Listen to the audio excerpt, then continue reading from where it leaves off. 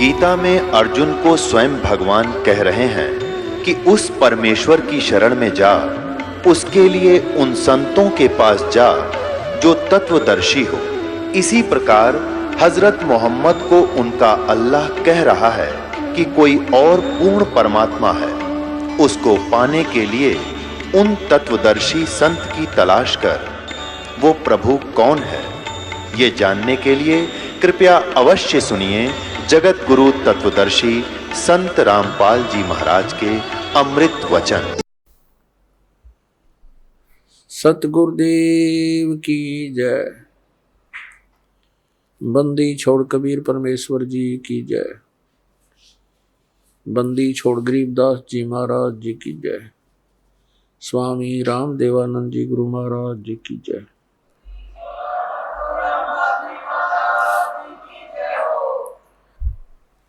गरीब नमो नमो सतपुरुष को नमस्कार गुरु की नहीं। सुर नर मुनि जन साधुआं संतों सर्वस्ती नहीं। सतगुरु साहेब संत सब डंडो तुम प्रणाम। आगे पीछे मध्य हुए तिनको जा कुर्बान। नराकार निर्विषम काल जाल व्यंजनम निर्लेपम निज निर्गुणम अकल अनुबेशम दुनम। सोहम सुरति समाप्तम सकल समाना निर्तल। उज्ज्वल हिरंबर हरदमम बेपरवा अथा है वार पार निमज्जतम। ग्रीब जो सुमर सिद्ध होई गणनायक गलताना। करो अनुग्रह सोई पारस पद परवाना। आदि गणेश मनाऊं गणनायक देवन देवा।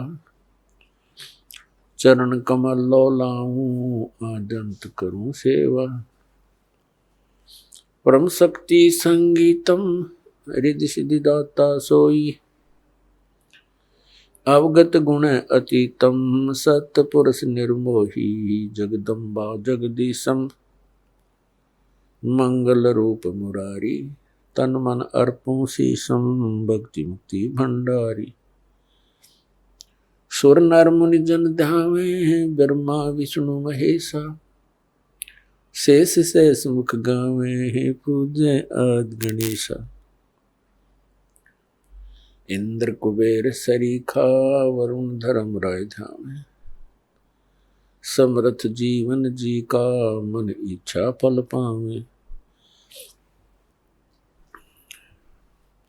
33 कोटि आधारा जावे शेष 88। उतरे बहुजल पारा कट है यम की फांसी। 33 कोटि आधारा जावे शेष 88। उतरे बहुजल पारा कट है यम की फांसी। कर जोरूं विनती करूं धरूं चरण पर शीश। गुरु जी राम देवानंद जी महाराज ने दियो नाम बख्शीश।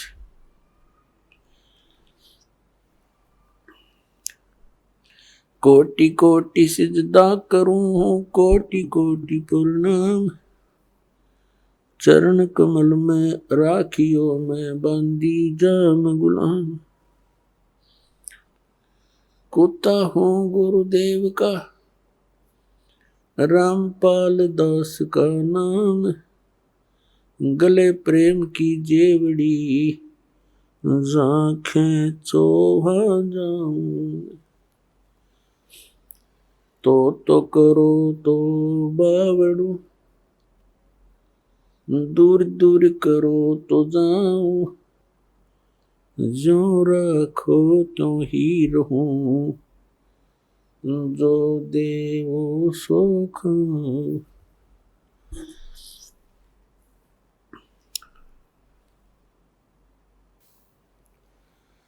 परम पिता परमात्मा पूर्ण ब्रह्म सारी सृष्टि के रचनहार कबीर परमेश्वर जी की असीम रजा से आप जी सत्संग सुनने के लिए उपस्थित हुए। जिन पुण्यात्माओं के विशेष पुण्यक्रम उनके साथ होते हैं, वही प्राणी सत्संग प्राप्त करते हैं। परमात्मा कबीर परमेश्वर जी ये हम सभी आत्माओं के जनक हैं, ये पिता हैं हमारे, और हम अपनी गलती के कारण इस काल के जाल में फंस गए। अब यहां पर कोई प्राणी सुखी नहीं है, यहां तक कि स्वर्गलोक के देवताओं को भी चैन नहीं है।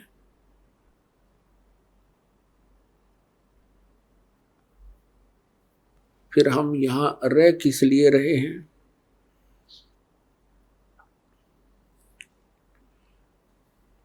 ये हमें भी मालूम नहीं था। हमने इस जन्म और मृत्यु को और संतानों उत्पत्ति और परवरिश को, इनके पालन लालन को, विवाह को, बस इसी काम को अंतिम मान रखा था कि हमारा इतना ही कर्तव्य है, ये पूरा होने के बाद हमारी भले ही मृत्यु हो जाए। अब परमात्मा ने आकर के ज्ञान दिया है, आग गए ना बावड़े रहते भी सब जाही, बिन साहेब की बंदगी कहीं ठोड़ ठिकाना नहीं। पहले चले गए, उन्होंने तो आकर बताया नहीं उनकी क्या दशा हुई आगे, और रहते हैं जो शेष बचे हैं वो भी चले जाएंगे, यानी मृत्यु और जन्म होते रहेंगे। बिन साहेब की बंदगी कहीं ठोड़ ठिकाना ना। परमात्मा की सत्पुरुष की भक्ति के बिना इस जीव को कहीं स्थायी स्थान नहीं प्राप्त होता है। जैसे मनुष्य शरीर के अंदर प्राणी की मृत्यु होनी डेफिनेट है, यहां मृत्यु हुई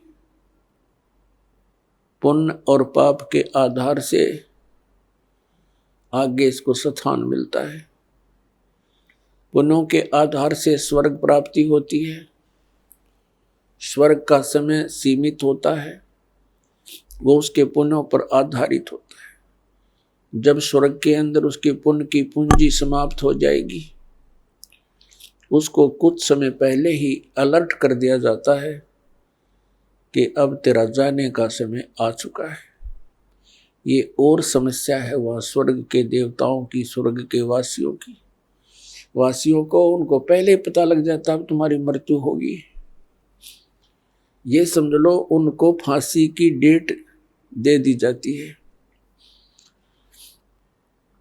तो फिर वो प्राणी उस स्वर्ग में रहकर भी नरक महसूस करता है।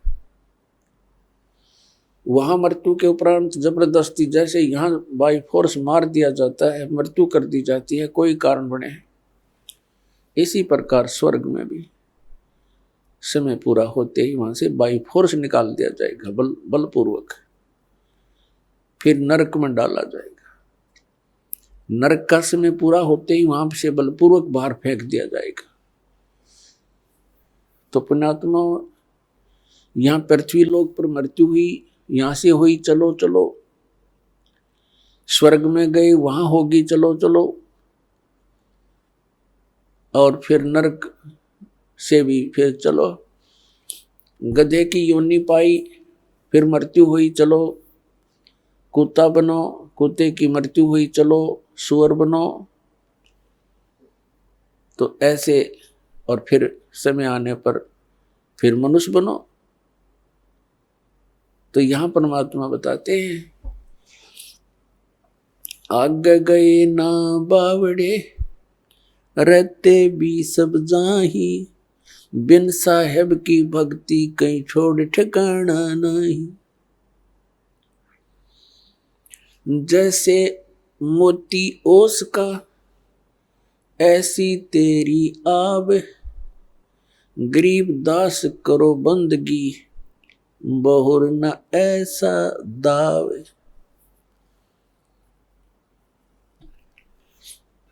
अब क्या बताते हैं, आपका मानव शरीर ऐसा है जैसे सुबह सुबह ओस गिरती है घास पर, कांटों पर, पत्तों पर,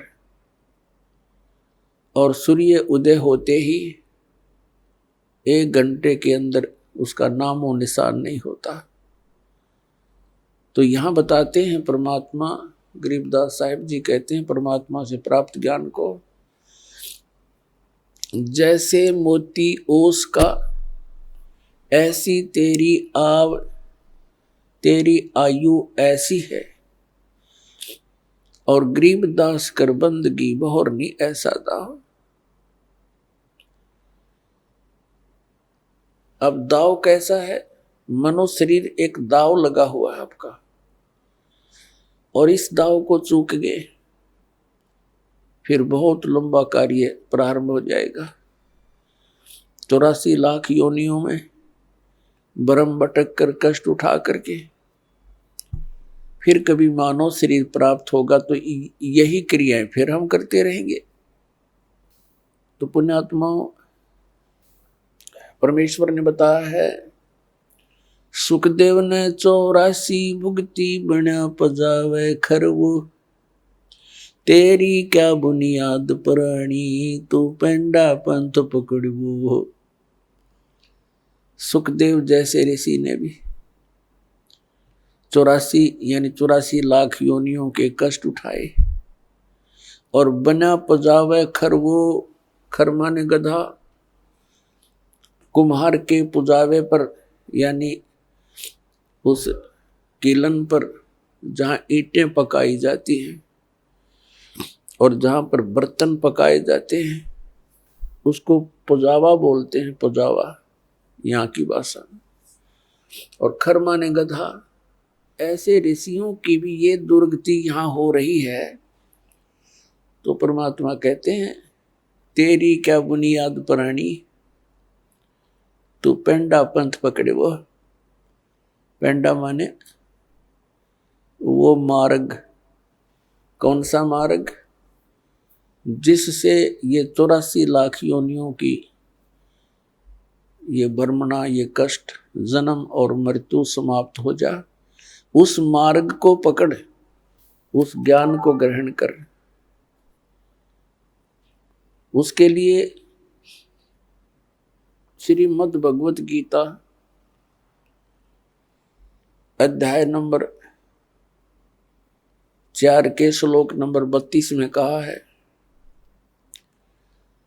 कि अर्जुन, जो मैंने अभी आपको ज्ञान सुनाया, अध्याय नंबर 4 के श्लोक 25 से लेकर 30 तक, जिसमें कहा गया है कि कोई तो देवताओं की पूजा करते हैं और कोई हवन यज्ञ ही करके संतुष्ट है, और कोई योग अभ्यास करता है, कोई तीक्ष्ण अहिंसावादी व्रत रखता है, जैसे मुख पर पट्टी बांधकर नंगे पैरों घूमते हैं कि कोई जीव हिंसा ना हो जाए, और कोई स्वाध्याय करते हैं, जैसे कोई गीता जी का पाठ करता है तो कोई वेदों के कुछ श्लोकों का, मंत्रों का डेली स्वाध्याय करता है। तो इस प्रकार की जितनी भी क्रियाएं हैं, जो भी कर रहा है वो अपनी क्रियाओं को सत्य मानकर कर रहा है। यदि उसको पता लग जाए कि ये शास्त्र अनुकूल नहीं है तो त्याग देगा वो तुरंत। इसलिए श्रीमद् भगवत गीता अध्याय नंबर 4 के श्लोक नंबर 32 में कहा कि अर्जुन, इन धार्मिक यज्ञों यानी धार्मिक अनुष्ठानों की जानकारी सच्चिदानंद घनब्रह्म की वाणी में विस्तार के साथ कहा है, और उस परमात्मा ने अपने मुख कमल से आकर बोली है। उस सच्चिदानंद घनब्रह्म की वाणी में यज्ञों की जानकारी, यज्ञ माने धार्मिक अनुष्ठानों की, क्रियाओं की जानकारी विस्तार के साथ कही गई है, वो तत्व ज्ञान है। चौथे अध्याय के 33वें श्लोक में कहा कि अर्जुन, इस द्रव्य में यज्ञ की अपेक्षा ज्ञान यज्ञ श्रेष्ठ है। द्रव्य यज्ञ क्या होता है? जैसे देखा देखी कहीं भंडारे कर दिए, गंगा के किनारे कहीं कंबल बांट दिए, कहीं और क्रियाएं जैसे कोई धर्मशाला बनवा दी। अब क्या बताया है कि इस द्रव्य यानी धन से, पैसे से होने वाले जो अनुष्ठान हैं, इनकी अपेक्षा ज्ञान यज्ञ श्रेष्ठ है। तो ज्ञान यज्ञ तत्व ज्ञान यानी सत्संग है। सत्संग वो तत्व ज्ञान है जो सब सदग्रंथों के अनुकूल हो, वो तत्व ज्ञान है। और वो ज्ञान परमात्मा ही आकर देता है। ज्ञान, अध्यात्म, यथार्थ ज्ञान परमात्मा स्वयं ही आकर प्रदान करता है। बाकी तो जीव संज्ञा के प्राणी हैं, जीव संज्ञा में हैं, वो अपने अपने अनुभव अटकल लगाते रहें, लेकिन यथार्थ ज्ञान परमात्मा ही बता सकता है। अपने द्वारा रची हुई सृष्टि को स्वयं ही वो ठीक ठीक विस्तार के साथ बताता है। ऐसा वेदों में प्रमाण है। तो वो तत्व ज्ञान है जो सच्चिदानंद घन ब्रह्म यानी पूर्ण परमात्मा कबीर देव ने अपनी कबीर वाणी के अंदर जो ज्ञान बताया है, वो तत्व ज्ञान है। गीता ज्ञान दाता चौथे अध्याय के 34वें श्लोक में कहता है कि अर्जुन, उस तत्व ज्ञान को जो सच्चिदानंद घन ब्रह्म की वाणी है, यानी उस परमात्मा द्वारा बताया गया वो तत्व ज्ञान है, उसको तू तत्वदर्शी संतों के पास जाकर समझ। उनको दंडवत प्रणाम करने से, कपट छोड़कर उनकी सेवा करने से वो तत्वदर्शी संत तुझे परमात्म तत्व का ज्ञान कराएंगे। इससे ये सिद्ध हुआ कि गीता ज्ञान दाता भी उस तत्व ज्ञान से अपरिचित है। अन्यथा ये कहने की आवश्यकता नहीं थी कि उस ज्ञान को तू तत्वदर्शी संतों के पास जाकर समझ। जब गीता जी के 18 अध्याय बोले तो एक अध्याय और बता देता, जैसे इनको ज्ञान होता था, इसको ज्ञान नहीं। तो पुण्यात्माओं, 15वें अध्याय के एक मंत्र में यानी एक श्लोक में गीता जी में उस तत्वदर्शी संत की पहचान बताई है कि उल्टे लटके हुए संसार रूपी वृक्ष को जो संत विस्तार के साथ जानता है, ये उल्टा लटका हुआ एक पीपल का वृक्ष, संसार रूपी पीपल का वृक्ष जानो अर्जुन, ऊपर को जड़ है, नीचे को तीनों गुण रूपी शाखा है। और जो संत इस उल्टे लटके हुए संसार रूपी वृक्ष के सभी छंद, सभी विभागों को बता देगा, स वेदवित, वह तत्वदर्शी संत है। पुण्यात्माओं, जब तक सत्संग नहीं मिलेगा इस प्राणी को, तब तक ये ऐसे ही इस जन्म और मृत्यु के दीर्घ रोग से ग्रस्त रहेगा। और सत्संग केवल परमात्मा ही बता सकते हैं। वो परमात्मा 600 वर्ष पहले आकर के हमें सत्संग बताया करते थे, ज्ञान दिया करते थे उस अपनी अमृत वाणी से, सच्चिदानंद घन ब्रह्म की वाणी से। तो उस समय हम स्वीकार नहीं कर सके क्योंकि हम अशिक्षित थे। और जो एक ब्राह्मण वर्ग शिक्षा का अधिकारी था, उनकी बुद्धि वहां तक पहुंच नहीं पाई क्योंकि वो काल भगवान से प्रेरित रहे और परमात्मा का विरोध करवा दिया, ये कहकर कि कबीर अशिक्षित है, ये संस्कृत भाषा नहीं जानता है, ये ऊट पटांग बोल रहा है, ये झूठ बोल रहा है। परमात्मा कहा करते थे, गुण तीनों की भक्ति में ये भूल पड़ो संसार, कहें कबीर निज नाम बिना कैसे उतरो पार। तीन देव की जो करते भक्ति, उनकी कदे ना होवे मुक्ति। आज से लगभग 600 वर्ष पहले ये शब्द बोलना कि तीन देवता ब्रह्मा विष्णु महेश जी की जो भक्ति करते हैं उनका कभी मोक्ष नहीं हो सकता।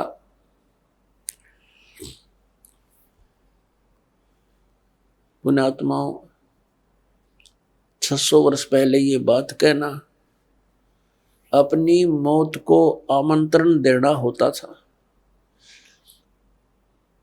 अपनी मौत को निमंत्रण था। लेकिन वो तो अविनाशी थे, वो तो परमात्मा थे, और उन्होंने उस समय ये शब्द बोले थे। और ऐसा घोर विरोध किया था उस मालिक की। उन लीलाओं को जो पढ़ते हैं आंखों से आंसू नहीं सूखते। ऐसे जुल्म गुजारे थे उस परम पिता के ऊपर, हमारे भगवान अपने पिता के ऊपर। अब जो विरोध कर रहे थे वो भी उसी के बच्चे, ब्राह्मण, काजी, मुल्ला, उसी परमात्मा के बच्चे हैं। उस परमेश्वर ने किसी को भी दुराशीष नहीं दी, नहीं तो वो समर्थ शक्ति एक पल में अगर इन दूसरों वो हमारे पिता ना होते तो उनको बहुत कुछ दंड दे देते, ऐसा दे देते पूछो मत।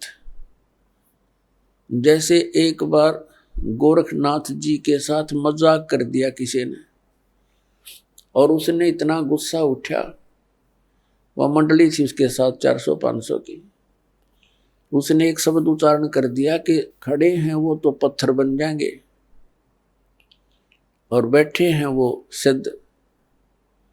खड़े ज्यादा थे, बैठे थोड़े, तो खड़े जितने खड़े थे वो सब पत्थर की मूर्तियां बन गई।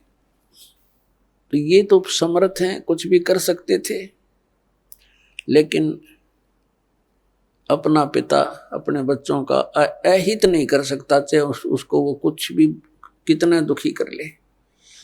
इसलिए उस परमेश्वर ने किसी को दुराशीष नहीं दिया, कोई श्राप नहीं दिया, क्योंकि वो समर्थ थे।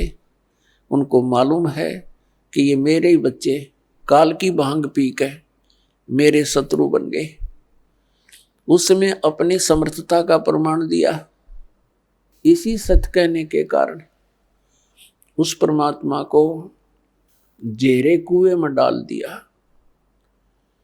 एक बहुत पहले 200-200 फुट नीचे गहरा जल होता था कुओं में, और जेरा कुआ वो होता था जो नीचे से उसका पानी खत्म हो जाता था और काफी गहरा हो जाता था। उसमें डाल दिया। ऊपर से झाड़, बोझड़े, कांटेदार छड़े, कंकर, पत्थर, रेत से भर दिया। एक शेख तकी नाम के एक जलील व्यक्ति ने, वो मुसलमान था, मुसलमान राजा, दिल्ली का बादशाह सिकंदर लोदी था, और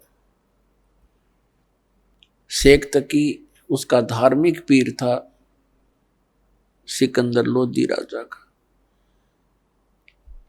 मुसलमानों को इकट्ठा कर लेता था, राजा के सामने नारे लगवा देता था, राजा पब्लिक को देखकर घबरा जाता था, और फिर वो मनमानी सजा दिया करते थे।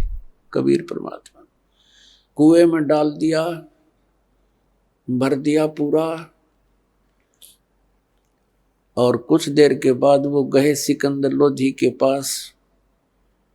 परमात्मा कबीर देव जी राजा के पास उनके महल में एक कमरे में विराजमान मिले, क्योंकि वो समर्थ थे, वो पूर्ण ब्रह्म हैं, वो समर्थ हैं। लेकिन उनकी लीलाओं को देखा जाता है, पढ़ते हैं तो रोंगटे खड़े हो जाते हैं। हमारे पिता हमारे हित के लिए आए थे, हम उनके शत्रु बन गए। तो उस समय हम अशिक्षित थे। अब परमात्मा ने सबसे पहले ये रजा बख्शी, हमें शिक्षित करवाया। पुण्यात्माओं 5500 वर्ष तो कलयुग बीत गया, और उससे पहले जालिए कितना समय 3 युग गए। केवल एक ब्राह्मण वर्ग ही शिक्षा का अधिकारी था और कोई शिक्षा नहीं ग्रहण करता था, क्योंकि यह शिक्षा अच्छी नहीं है, यह बेईमान बनाती है प्राणी को। ये पाप करने से फिर हिचकता नहीं है व्यक्ति।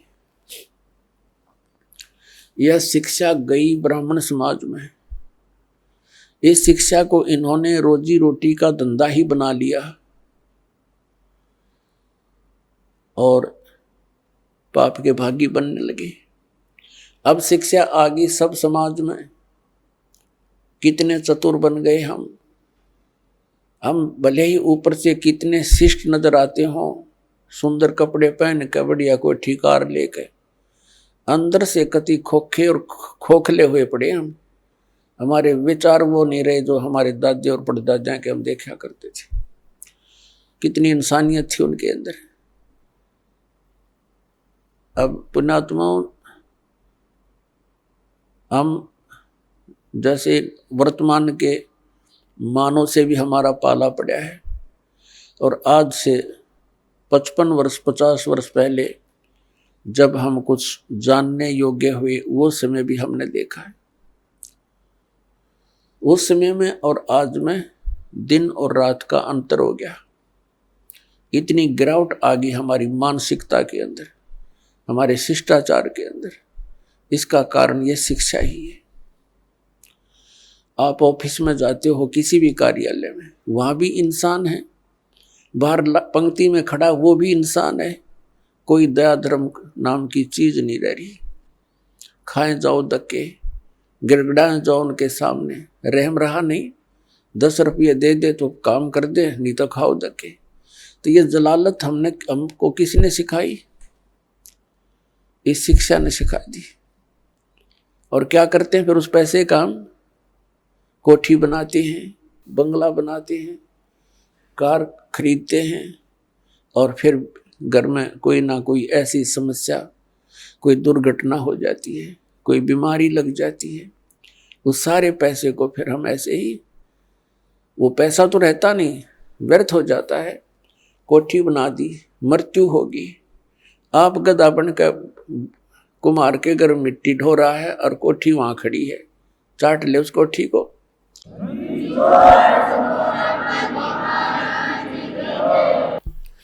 तो पुण्यात्मा, इस ज्ञान से हम इस माया से वापस होंगे, क्योंकि ये माया दुश्मन है हमारी।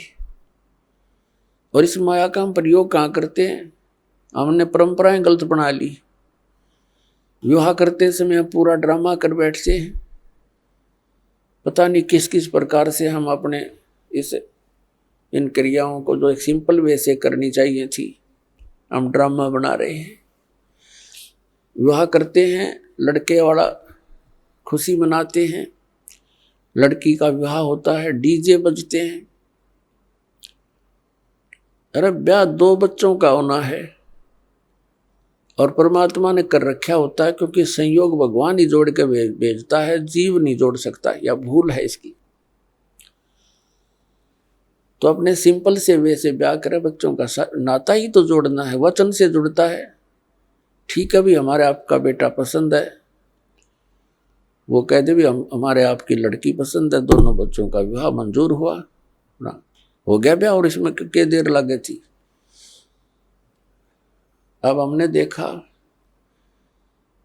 समाचार पत्र में पढ़ा, पहले दिन डीजे बजा रहे हैं, लड़के का विवाह था, बहनें भी डांस कर रही हैं, माँ भी डांस कर रही है गली में खड़े होकर, और सब कंजर हो गए हम, इंसानियत भूल गए कति। अगले दिन क्या होता है कि विवाह के लिए जा रही थी बारात, रास्ते में दुल्हे वाली कार टकरा गई एक ट्रेल लेते हैं, दूल्हा मर गया, साथ में और बैठे थे 6-7 वो मर गए। पहले दिन तो खुशी मना रहे थे, अगले दिन टक्कर मार कर रो रहे हैं। तो इस काल के लोक में और हम बकवाद करें, इसलिए कर रहे हैं क्योंकि हमने भांग पी रखी है, नशा हो रहा हमारे। नशा उतर जाएगा जब ये चीज आपने ऐसी दुश्मन दिखाई देंगी, जो ड्रामा हम करते हैं। एक समय नानक साहिब जी के पास भक्त कोई व्यक्ति चले गए और कहा, महाराज जी आप ऐसे रहते हो खोए खोए से, आप कभी खुश नजर नहीं आते, आपका चेहरा ऐसा रहता है जैसे महादुखी प्राणी होया करे, और आप तो महापुरुष हो, आपको काहे की टेंशन। तब नानक साहिब जी ने कहा, भी ना जाने काल की कर डारे, और किस विध ढल जा पास आवे, और जिन आते सरते मौत खुड़क दी, उन्होंने केड़ा हंसावे। अब ना जाने कब के बिजली गिर जा, एक सेकंड का भरोसा नहीं, एक सेकंड का। और हम फिर भी यहां फूले नहीं समाते। तो ये हमारी इस अज्ञान का ही कारण है, और इस भांग जो हमने पी रखी है माया की, इसका प्रभाव है। ये सत्संग से, परमात्मा की भक्ति से, ये एंटीबायोटिक है, इस भांग का नशा तार देंगे, उतर जाएगा। ये उतरने के बाद देखना फिर कितना आपका वजन हल्का होगा, आपकी रुचि नहीं रहेगी कितने सांग सिनेमा देखने की।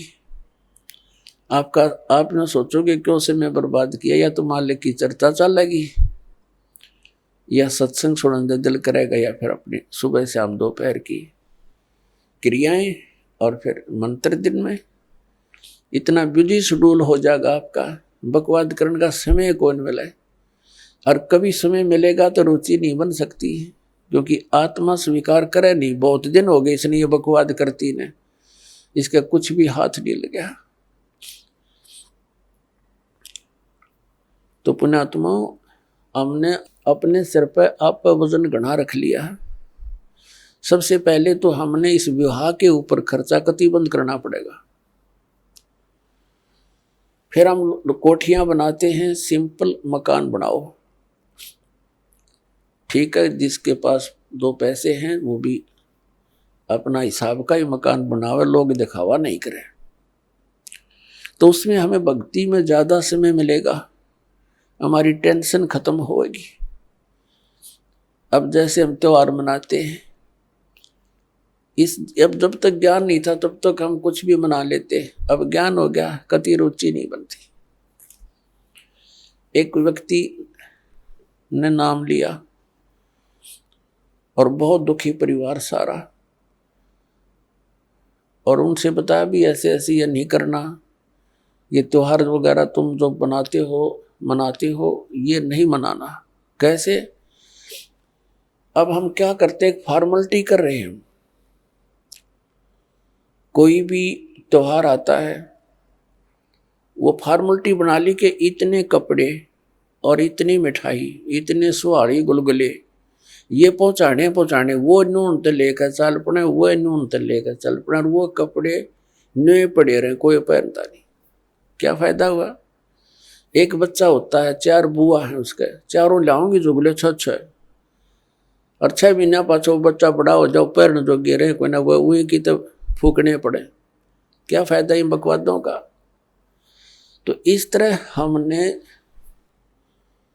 इन सभी क्रियाओं को इन ज्ञान विचार से समझकर फिर इनसे उल्टा हटना है। और ज्ञान बिना तो हम फिर देख लकीर पीट ही रहे हैं, वो नहीं पीटनी फिर हमने, हम बालक नहीं रहे ही, क्योंकि ज्ञान हो गया, हमने परमात्मा का नाम मिल गया, यहाँ का पता लग गया क्या स्थिति है। तो इस प्रकार हमने इन क्रियाओं से वापस होना है। फिर नानक साहब जी से पूछा कि हे भगवान, क्या आप कभी भी खुश नहीं होते? तब उन्होंने कहा कि साध मिलने साढ़े साधी होंदी और बिछड़ दें दिलगिरी वे, अख दे नानक सुनो जहाना मुश्किल हाल फकीरी वे। साध मिले साढ़े साधी होंदी, भक्तों से हमारा मिलन होता है। मेरे बच्चे जो मेरे शिष्य हैं ये मेरे पास आ जाते हैं सत्संग के समय, तो हमारे एक विशेष खुशी होती है। हमारे यह शादी है, ये विवाह है हमारा, आत्मा का विवाह परमात्मा से होता है।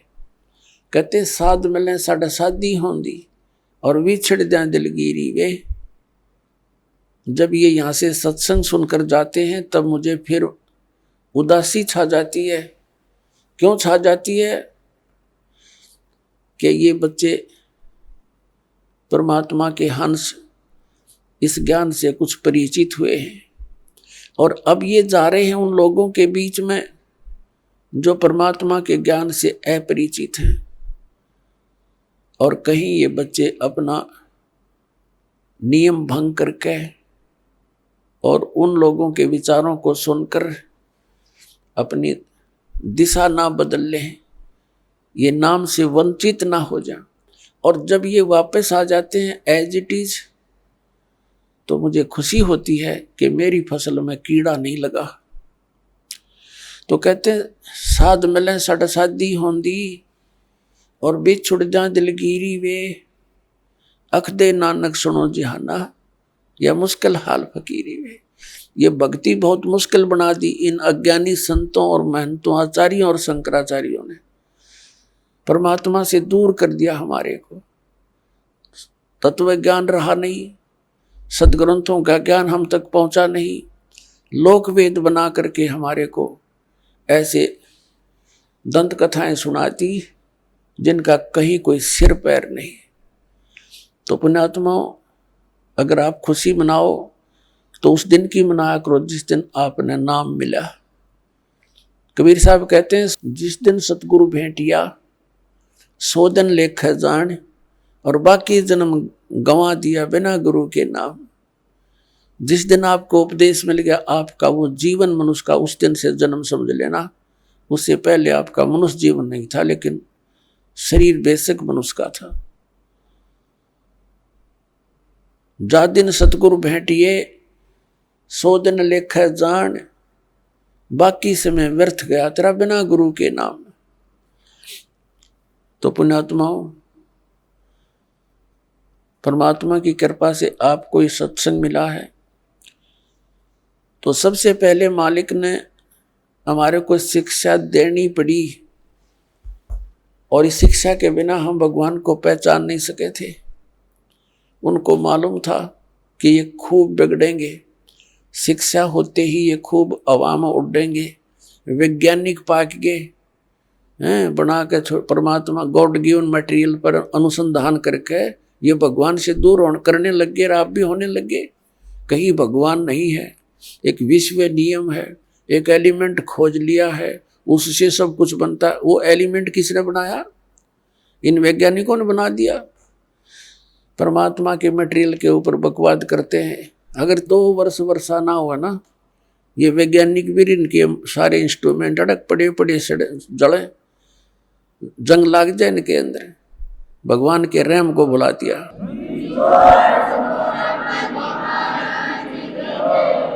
भगवान से कोसों दूर कर दिया हमारे को, और क्या बनाया इन्होंने? परमाणु बम बना लिया अपना नाश करने के लिए। है तेरा गजब है। और पुण्यात्माओं, ये इंटरनेट और ये प्रोजेक्टर, टेलीविजन, ये परमात्मा का दिया हुआ ज्ञान है, जीव सत्र का नहीं है। कि किसी का भूल हो कि मनुष्य बना दिए ऐसे आइटम। परमात्मा कबीर जी ने उनको बुद्धि देकर के बनवाया है। और किस लिए? आज के दिन के लिए, इस समय के लिए। कि एक जगह मेरा ज्ञान चला करेगा, करोड़ों बच्चे मेरे एक टाइम पर सुना करेंगे और प्रत्यक्ष प्रमाण देखा करेंगे। प्रोजेक्टर बनवा दिए, दास यहां दिखाता, आप वहां बैठे प्रमाण देख रहे हैं, टीवी के ऊपर देख रहे हैं, घर घर बैठा परमात्मा संदेश भेज रहा है। मालिक को मालूम था, क्योंकि काल ने कहा था, परमात्मा कबीर जी से प्रार्थना की थी, चापलूसी करके के 3 युगों में जीव कम ले जाना, और चौथा युग जब कलयुग आवे तब तब शरण जीव बहु जावे, ऐसा वचन हर मोय दीजे, तब तुम गमन संसार ही कीजे। परमात्मा के चरण पकड़ के वचनबद्ध कर लिया था कि 3 युगों में जीव वापस कम ले जाना, और चौथा युग जब कलयुग आवे तब तब शरण जीव बहु जावे। फिर वैसे गणे कितने ले जिए चौथे युग में। तो परमात्मा ने कहा था ठीक है, मैं वचनबद्ध हुआ और चौथे युग कलयुग में जीव ले जाऊंगा। तब एकदम जब देख लिया ना वचनबद्ध हो गए, उसी समय आंखें पलट ली भस्मासुर की तरह, और कहने लगा बेशक कलयुग में तुम आ जाना, कलयुग में ऐसे कर दूंगा इन प्राणियों को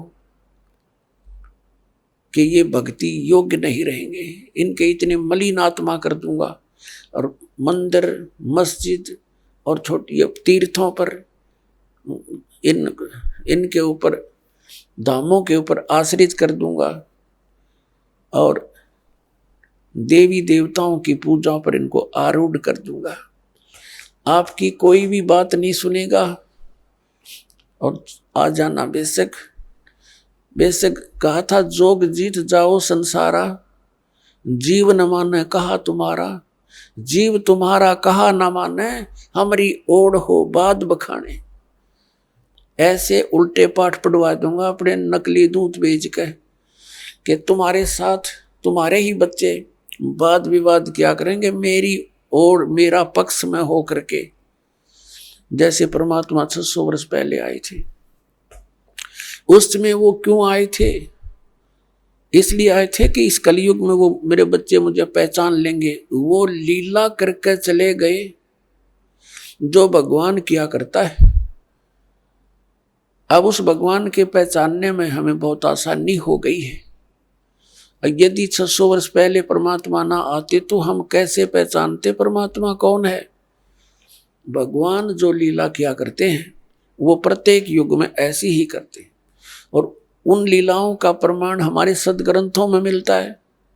पवित्र 4 वेदों में परमेश्वर की वो महिमा का गुणगान है जो भगवान किया करता है। तो वो लीलाएं किसने की? वो 600 वर्ष पहले बनारस में, काशी शहर में, भारतवर्ष के इस पावन धरती पर आए थे, दुल्हा रूप में, धानक रूप में रहे थे 120 वर्ष। वो कबीर परमात्मा, उन्होंने वो लीलाएं की हैं जो वेदों में प्रमाण है जिनका। तो who is God? Kabir is God. परमात्मा कौन है? कबीर साहब परमात्मा है। और परमेश्वर ने 600 वर्ष पहले कहा था, वेद मेरा भेद है, मैं ना वेदन के माही, और जौन वेद से मैं मिलूं ये वेद जानते नहीं। परमात्मा ने कहा था कि ये चारों वेद मेरा ही भेद यानी मेरी महिमा का गुणगान ही कर रहे हैं, लेकिन इन 4 वेदों में वर्णित विधि से मेरी प्राप्ति नहीं हो सकती, सतलोक प्राप्ति नहीं हो सकती, अमरलोक प्राप्ति नहीं हो सकती। इनमें पूजा की विधि नहीं है वो जो सतलोक जा सके हम। तो उसकी पूर्ति करने के लिए परमात्मा स्वयं आते हैं प्रत्येक युग में, और अपने मुख कमल से वाणी बोलते हैं। चारों युग में संत पुकारे, कूक कहा हम हेल रे, हीरे माणक मोती बरसे, ये जग चुगता ढेल रे। कबीर परमात्मा कहते हैं, चारों युग में मेरे संत पुकारे, जिनको परमात्मा मिले, सतलोक लेकर गए, उनको फिर वापस पृथ्वी पर अपने गवाह बना कर छोड़ा। तो उन्होंने आंखों देखा भगवान का, वो वर्णन किया, उनकी महिमा को बताया। उसके विषय में परमात्मा कहते हैं, चारों युग में संत पुकारे कूक कहा हम हेल रे, हीरे माणिक मोती बरसें ये जग चुगता ढेल रे। चारों युग में मेरे संतों ने यही गुणगान किए, आंखों देखा मेरे को, और मैंने भी आकर के ऊंचे ऊंचे स्वर में कहीं भी खड़े हो गए मदारी की तरह, एक तारा हाथ में लेके अपनी पवित्र वाणी से, अमृत वाणी से वहाँ वर्षा करने लगे अपने ज्ञान की। और यही तरीके थे, सैकड़ों व्यक्ति इकट्ठे हो जाते थे, परमात्मा की उस अमृत वाणी को सुनकर गदगद हो जाते थे। परमात्मा के मुख से बोली हुई वाणी भी जितने भी वहाँ उपस्थित लोग सुना करते थे, उनके बहुत से पापों का वो नाश हो जाता था। यानी वो अपने बच्चों को फिर से भक्ति से परिपूर्ण करने के लिए आते रहते हैं, ताकि इनमें आस्था भगवान की बनी रहे। और काल ये चाहता है कि ये नास्तिक हो जाएं, इनको कोई भी आध्यात्मिक लाभ ना हो, ऐसी भक्ति विधि प्रवेश करवा दी संसार में, और परमात्मा से मिलने वाले लाभ समाप्त हो जाने के कारण हम नास्तिकता की तरफ चल पड़े, विकारों की तरफ चल पड़े, ये बुराई करने लग गए, रिश्वत लेने लग गए, क्योंकि हम अपने फिर सूझबूझ से धनवान बनने की कुचेष्टा करने लगे।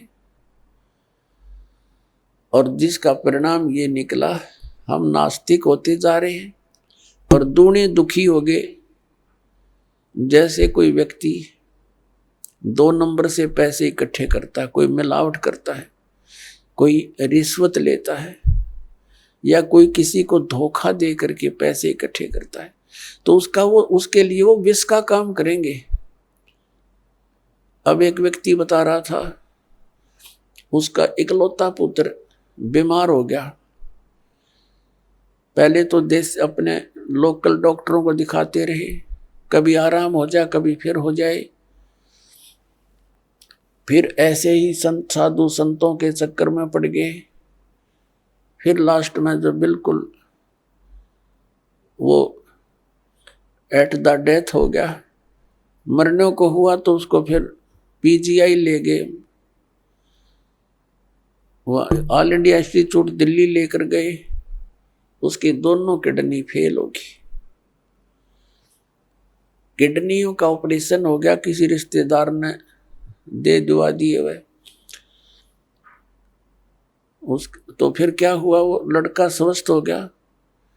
पैसे लग गए लगभग 3 लाख से ऊपर। आज से लगभग 30 वर्ष पूर्व की बातें हैं।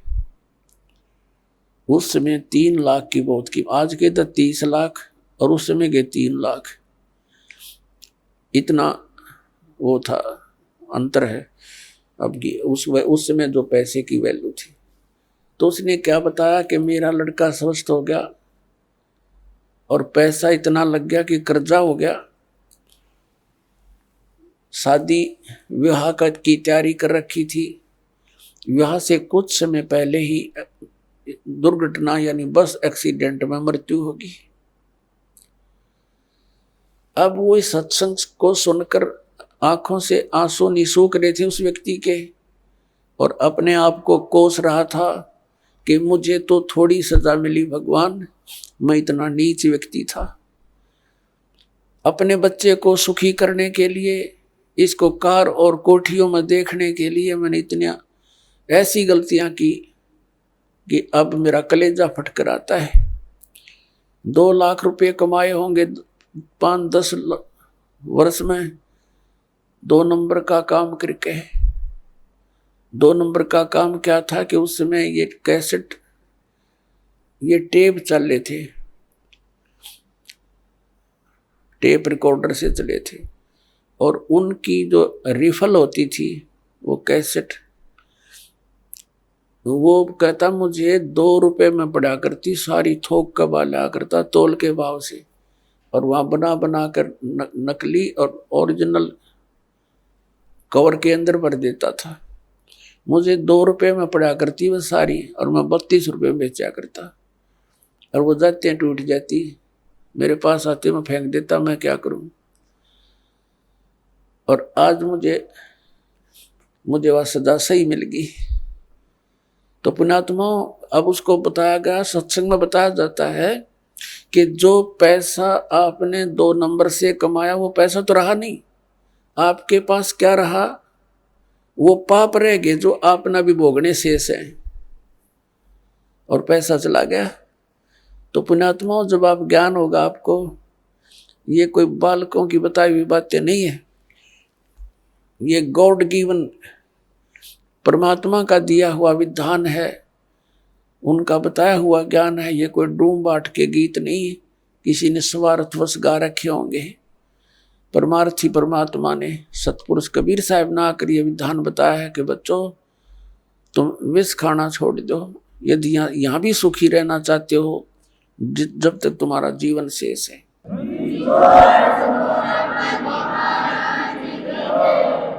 और अनजान बच्चे ही गलतियां क्या किया करते हैं, जब समझदार हो जाएगा ना फिर इसका हाथ नहीं लगा सकते। जैसे छोटा सा बच्चा सर्प को भी पकड़ लेता है और उसको डस देता है, वो मर जाता है, उसको ज्ञान नहीं कि कितना भयंकर जानवर है।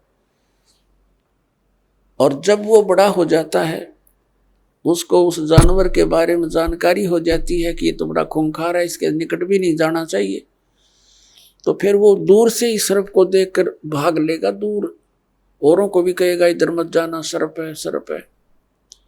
और पहले वो चलते घिसरते घिसरते उसको पकड़ लेता है, क्योंकि उसको पता नहीं, ज्ञान नहीं, ज्ञान बिना डर नहीं होता। तो तत्व ज्ञान से आपको डर बनेगा। फिर उसके बारे में बताया है कि जैसे किरका जहर का रंग होरी हो, कहो कौन तिस खावे राम रंग होरी हो। जैसे विष का यानी जहर का एक कण भी पड़ा हो कहीं पर, और ये पता लग जाए ये कण विष का है, कहते उस कण ने भी कौन खावे, किरका छोटा सा कण। और हम बोतल की बोतल पीवा जहर की, यानी कुछ भी ठा जा कोई आंट रही ना।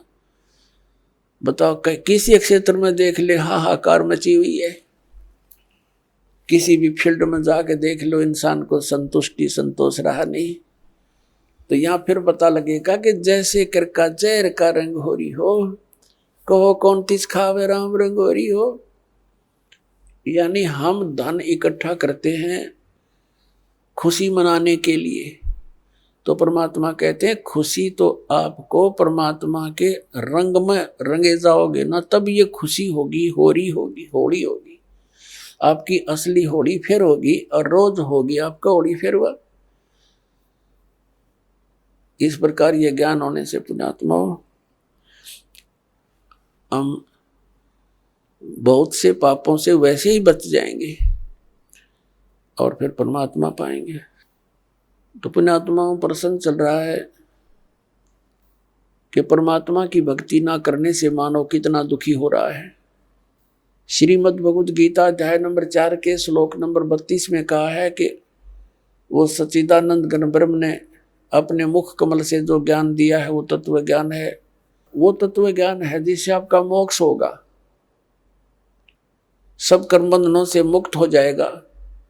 और उस तत्व ज्ञान को मैं नहीं जानता, गीता ज्ञानदाता कहता, तत्वदर्शी संतों से पूछ ले, वो बताएंगे।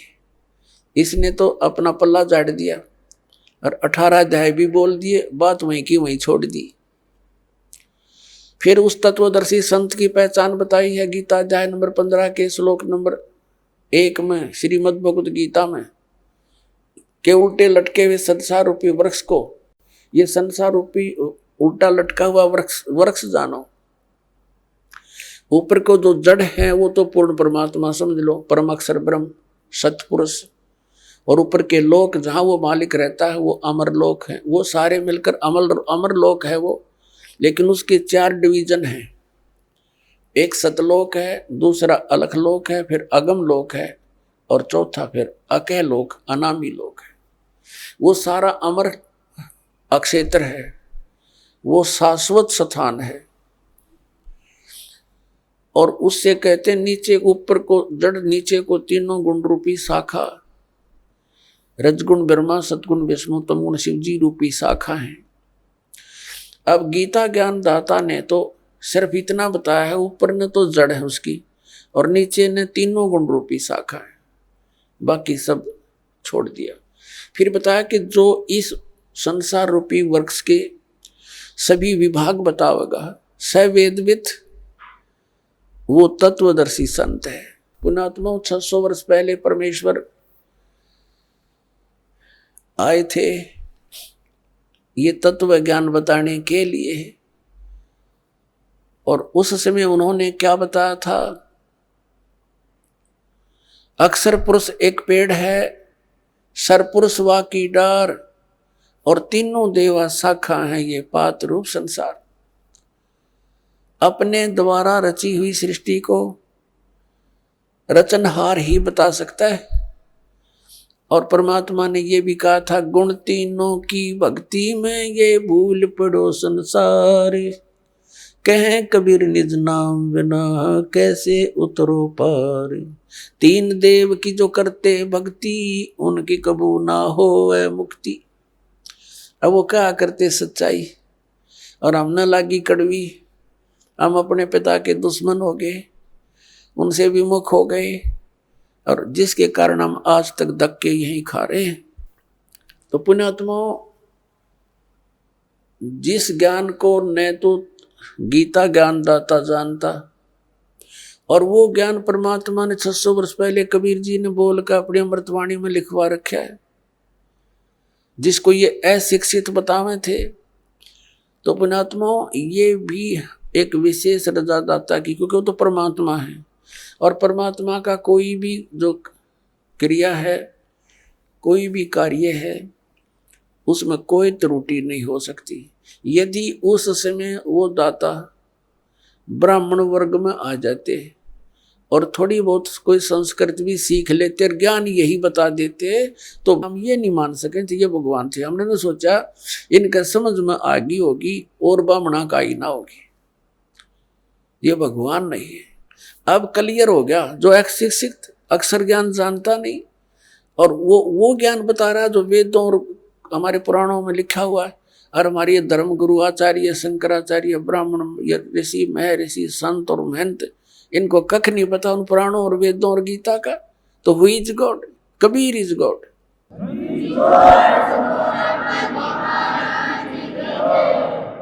अब श्रीमद् भगवद गीता अध्याय नंबर 15 का श्लोक नंबर 1 समझने में आसानी होगी। पहले चित्र देखिए, ये है उल्टा लटका हुआ संसार रूपी वृक्ष। ऊर्ध्व मूलम अधः शाखम अश्वत्थम प्राहु अवम छंदासी यस्य प्रणानी। प्रणानी माने पत्ते। छंदासी यस्य प्रणानी ये तम वेद स वेदविद। ये देखिएगा श्रीमद् भगवद गीता, गीता प्रेस गोरखपुर से प्रकाशित है। जयदयाल गोविंद का इसके अनुवादक है। अध्याय नंबर 15 का ये पंचदशो अध्याय 15वां अध्याय है और प्रथम मंत्र है। ऊर्ध्व मूलम, ये प्रथम मंत्र है। ऊर्ध्व मूलम अधः शाखम अश्वत्थम प्राहु अवम छंदासी यस्य प्रणानी यह तम वेद स वेदविद। वेद माने जानना भी होता है, और वेद ये चारों वेदों का भी बोधक है। ऊर्ध्व माने ऊपर को, मूलम माने जड़, और नीचे अधः माने नीचे को, शाखाएं। अश्वत्थम प्राहु अवम, ये संसार रूपी पीपल का वृक्ष अविनाशी कहा गया है। छंदासी यानी इसके विभाग, छंद इसके पत्ते, प्रणानी इसके पत्ते, ये जो हैं ये पत्ते आदि इसके विभाग हैं। और ये तम वेद, इन सब को जो जानता है स वेदविद, वह वेद के तात्पर्य को जानने वाला है। इनका पढ़िएगा। आदि पुरुष परमेश्वर मूल वाले, यहाँ लिखना था आदि पुरुष परमेश्वर, यानी पूर्ण परमात्मा रूपी ऊपर को जड़ वाले, ऊर्ध्व माने ऊपर को, अधः शाखा होना चाहिए था, नीचे को शाखा वाला। यो ब्रह्मा रूप मुख्य शाखा वाले गलत कर रखा है, क्योंकि इस देखो 2 नंबर श्लोक नंबर 2 में 2 बार अधः शब्द है, अधः अधः, और इसका अनुवाद ही नहीं अंग्रेजों ने कर रखा है। देख, अधः माने नीचे, अधः माने नीचे, अरे यहाँ भूल गए, यहाँ कर गए कल्याण वाला। यहाँ लिखना था नीचे शाखम, कति सीधा, ऊर्ध्व मूलम, ऊपर को मूल वाला और नीचे को शाखा वाला। ये संसार रूपी, इस संसार रूपी पीपल के वृक्ष को अविनाशी कहते हैं। वेद जिसके पत्ते कहे गए, इन छंद माने वेद लिखे, ये देखा कल इनकी छंदासी यानी विभाग हैं जिसके ये पत्ते आदि, और इन सब को, इस संसार रूपी वृक्ष को जो पुरुष मूल सहित यानी जड़ से लेकर पत्तों तक तत्व से जानता है, स वेदवित। संस्कृत भी पढ़ लो, यह कोई लंबी चौड़ी बात ना जीवते, हमने ध्यान ना दिया था इसकी ओर।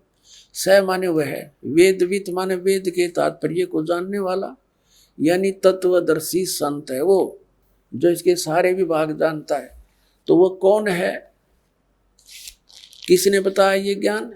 कबीर परमेश्वर ने 600 वर्ष पहले, और रामानंद जी को जब उन 4 वेदों का ज्ञाता माना जाता था महर्षि रामानंद जी, और पुराणों को कंठस्थ याद कर रखा था।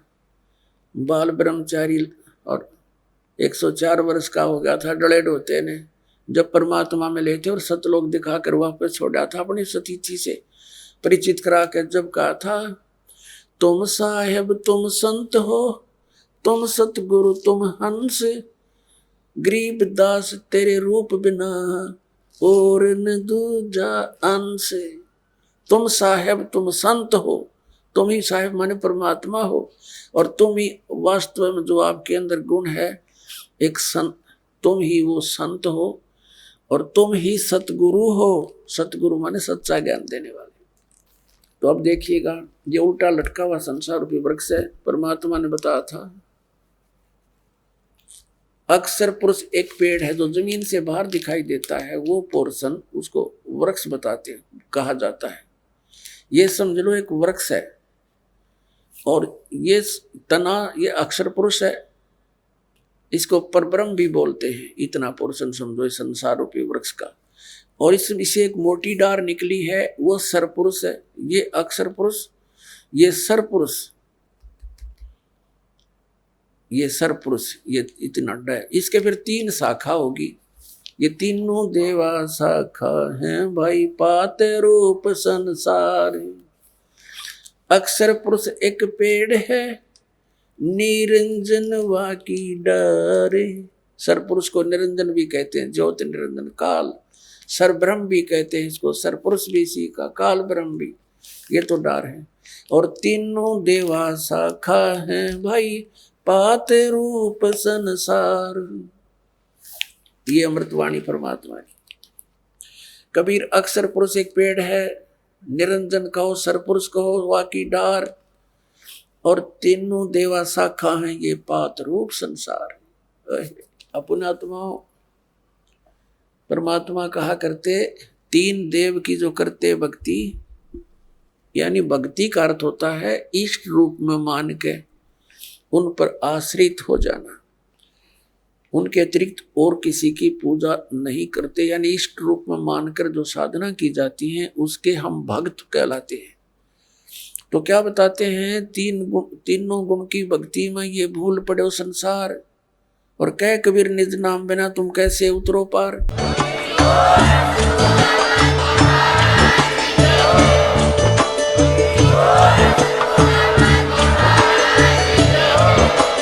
आप सुन रहे थे जगत गुरु तत्वदर्शी संत रामपाल जी महाराज जी के मंगल प्रवचन। अधिक जानकारी के लिए विजिट कीजिए हमारी वेबसाइट www.jagatgururampalji.org। संत रामपाल जी महाराज जी के शुभ आशीर्वाद से पूरे विश्व भर में 500 से भी ज्यादा नाम दीक्षा केंद्र हैं, जिन पर संत रामपाल जी महाराज जी द्वारा ऑनलाइन निःशुल्क नाम दीक्षा दी जा रही है। अपने नजदीकी नाम दीक्षा केंद्र का पता करने के लिए संपर्क करें 8222880541।